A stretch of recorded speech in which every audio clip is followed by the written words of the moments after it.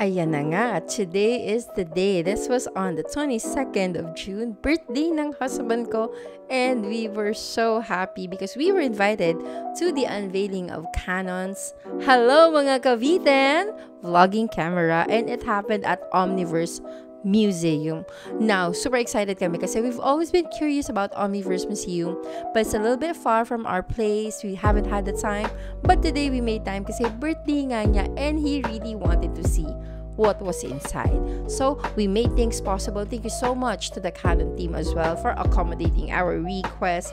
And ang saya lang pagpasok mo kasi ang dami mo na agad makikita. Now, this place is actually the exit part, but since it was a media launch, dito muna kami nilagay, okay? So, to be clear, hindi ito guys yung una yung makikita when you go inside the Omniverse. This is the exit, and parang kind of like a snack shop, souvenir shop. So, yan po yung makikita natin as soon as we exit the Omniverse. Grabe, ang laki ni Iron Man, and wala na, pag inisip mo, if you really have all of the money to spare and this is your passion, why not, diba? Ang talino ng owner ng Omniverse kasi he turned his passion and his hobby into a business. O diba, saan ka pa? Yan naman ang nag-iisip talaga. So, his hobby and his collection actually became an investment for him. So, matalino, di ba? Now, valid na kapag bibili siya ng mga ganitong laruan kasi it is a business. And grabe, this one, Beauty and the Beast, naalala ko yung ate ko kasi she loves Beauty and the Beast. And imagine mo having these figurines and then having that rose on display in your home. Wow, kahit siguro sinong bisita maa-amaze kasi this is like a lifelike version of the one in the cartoon.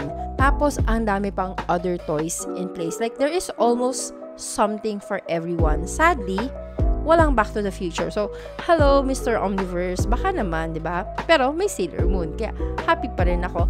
Ang medyo nasad si husband kasi he's into the Back to the Future.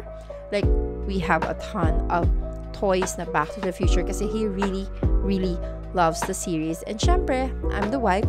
I want to support him in any way I can. And if these are things that make him happy and harms nobody naman, why not, diba? So to the wives out there, make sure na, you support naman kung kaya. Pero syempre, pag hindi kaya financially, wag muna.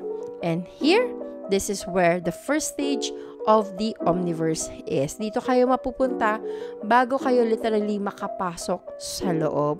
And here, may mga ihahabilin, there will be notices, there will be things that, they will tell you the rules and regulation because you are being invited to the Omniverse, which is another kind of dimension, world rule.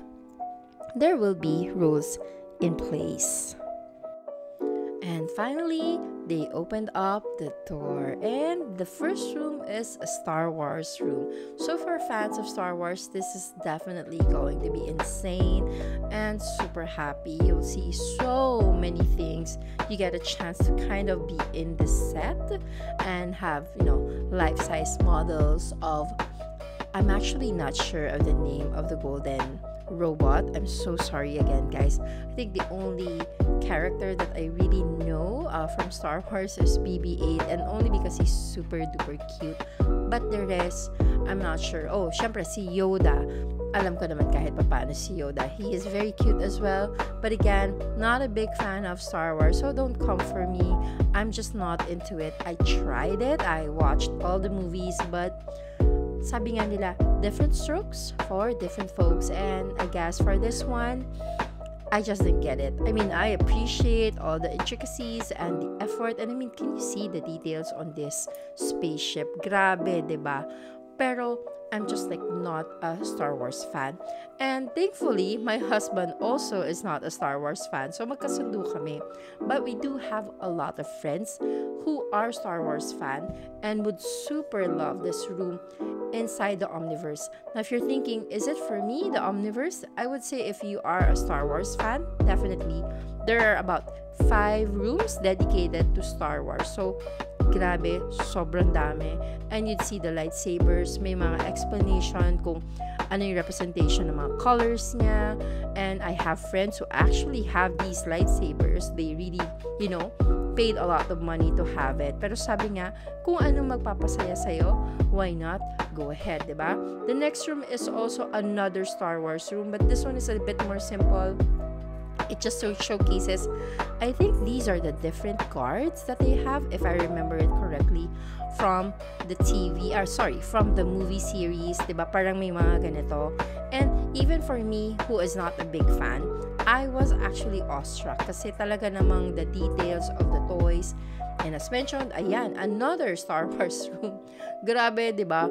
I think the obsession of the owner with Star Wars is amazing. Sobrang kinolekta niya. Now, this one, natakot ako i-try kasi it looks like it's electricity. Pero, I tried it. It does tingle. You feel parang may snaps. Yung synapses na tinatawag nila, may ganon. Mararamdaman mo talaga siya. Pero, hindi siya masakit. But it's also like, hindi sa wala kang mararamdaman. You'd feel it, and it really, really tingles. Pero ayan, diba? Nagulat ako ng slight. So, if you ever go to the Omniverse, make sure that you try this out. Kasi, it's an experience. And isn't that what life is about? You get to experience things. Ayan, I asked my husband to try it. And, syempre, nag-comply naman siya. Kasi nakita niya, I tried it myself. And wala namang nangyari. And ayan na nga, in the next room, it's still all about Star Wars.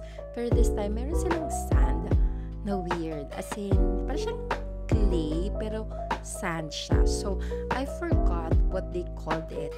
But yes, you can touch it. I asked permission before touching it. So, always make sure, guys, that when you go inside any museum, any place where you're just visiting, kahit pa nagbayad ka, always remember, it is not yours. And you need to ask for permission if you want to touch something. Now, this one, natawa ako when I saw this. I don't know the name of the character, but the moment I saw this, I was like, sure ako if my brothers, see this, they're gonna say, uy, kambal mo. And so, we went around, we had a few shots, and then, we also saw this. So, parang, ito yung, alam mo, pag tinulak mo ng hand mo, magfo-form siya into like what your shape is. And so we asked my husband, so siya yung nasa likod, to step. And tada, ang cute, diba? Nakakatuwa. So I was able to grab a photo of this. And again, we had this, at least recorded para we can just kind of go back and have a look at it. Kasi nakakatuwa naman na may mga ganyan pala. So sabi ko nga, para kang buntis na hindi ko maintindihan dyan. O, diba? I love that my husband, gamely supports these kind of things. Okay.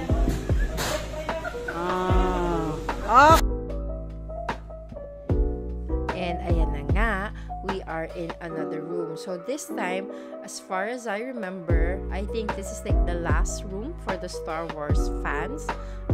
Grabe, like 5 rooms just dedicated to them. And they deserve it naman because the franchise is really big. But, ito na, this is my moment, guys. The Harry Potter room. So, this is the Great Hall. It's just one room though, pero mahasaya pa rin ako. My Harry Potter heart is still very happy kasi, diba? Feeling estudyante naman, umupo-upo pa si lola nyo. And, ang saya lang ng feeling, you see the candles floating, you see the hall with the mga emblems, you see he who shall not be named, and si Harry Potter fighting it out. Ito yung nagsa-start pa lang sila ng mga duels nila. There's the Hogwarts emblem. Emblem ba yung tawag dyan? I'm not sure. Please correct me kung mali in the comments below. And then, wala lang. Ang saya-saya ng puso ko in this one room. I wish that there were more rooms, but I guess the owner is not a big Harry Potter fan. Pero at least, he was able to collect these things. And, ayan, may broom. Nagpaalam din ako dyan, guys. I was like, pwede ba talagang galawin to? And sabi naman nila, oo. Yun nga lang, the lighting is syempre not that bright. right kasi nga, di ba, supposed to be yung hall, yung may candles. Syempre, pag birthday, hindi mo na makikita yung candles. Tapos, they said you can ride the broom, pero dahil bilang malaki ang lola nyo, ayokong makasira, kaya hindi ko talaga siya sinakyan, di ba? Kailangan alam natin ang ating weight limit. This is my husband. Tuwan-tuwa ako, kasi sakto pag on ko ng camera, umusok yung dragon. So, this is for the Game of Thrones. Sorry naman, guys. So, Game of Thrones yan. He is a huge fan. Kaya naman talaga nag-moment siya doon sa throne. And then, ito yung mga nasa paligid. I'm not sure what you call them. I'm so sorry. I am also not a fan of Game of Thrones. Pero, masayang-masaya naman si husband. Kaya, ayan. O, diba? So, sa mga fans ng Game of Thrones, ito po yung room for you guys inside the Omniverse. So, hindi ko rin alam yung nangyayari dyan. I think this is a Lord of the Rings na. Oh my gosh, Lord of the Rings na to, guys. Kasi diba si Gollum yan? Tama ba ako? So, atong room na to pala is Lord of the Rings. Oh my gosh, I'm so sorry, guys. Ito si My Precious, diba? See, I'm really not super familiar with the other, kumbaga, universes. And then this one, DC. Sana tama ako. DC, diba? I think Superman is DC. Ayan. So, happy din naman si Husband Ree kasi he also loves Superman. He also loves Batman. And there's like one room dedicated lang kay Clark Kent, aka Superman. Ang dami niyang toys for Superman. Wala naman ako masabi sa taong to. Yung collection niya is talagang very massive. He also has Wonder Woman, who I love. But I can't say like I'm a super fan. I do love Wonder Woman. I watch the movies, and these ones are just so amazing. Imagine having this in your home. O diba? Takot lang ng mga taong pumasok. This one is so magnificent. I'm sure this costs a lot of money. Kaya do not touch, guys. Do not touch. Kasi mahal. And then now we have Aquaman. And wala lang, ang majestic niya, diba?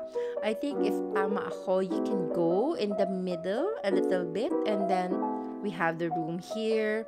All of the characters. Syempre, si husband, nag-post na naman siya. This is his moment talaga, guys. Kasi my moment was just, Harry Potter. But I'm just glad to be able to do this for my husband. It was his 41st birthday. And he's like a little kid, diba? And I think every man has this little kid inside them that, we wives have to nurture a little bit.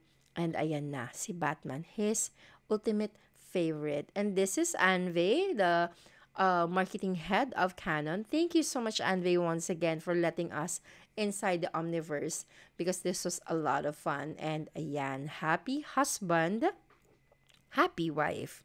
Yun naman talaga din yung importante. And then here, we also have an anime room. I think this is One Piece. Tama ba? Parang yun lang yung alam ko, si One Piece. And this one is Hellboy. The one thing I love about Hellboy is the library. Kaya naman tuwang-tuwa ako na yun yung may depiction, kumbaga, inside the Omniverse. The library just looks so amazing. This is, medyo creepy siya. Kasi ito yung parang lahat ng kontrabida in the movies. I'm so sorry, guys. It still gives me the creeps. Ayan, si Freddy Krueger, Nightmare on Elm Street, si Chucky, yung bride niya, ayan si Annabelle, my God, si It, ayaw ko talaga siya. So, I tried to take as many videos as I could, but this place just gave me the creeps. Ayan, si Sadako, meron, and then this one, I think, it's Predator versus Alien. So, there's a lot to see in the Omniverse. The price may be steep, but I think it's worth it if you are truly a fan. Ayan pa, may Terminator. And then, syempre, andyan na rin the Simpsons. So, make sure to visit and drop by. Let us know what you think of it. This is Kathy, and I will see you guys on my next video.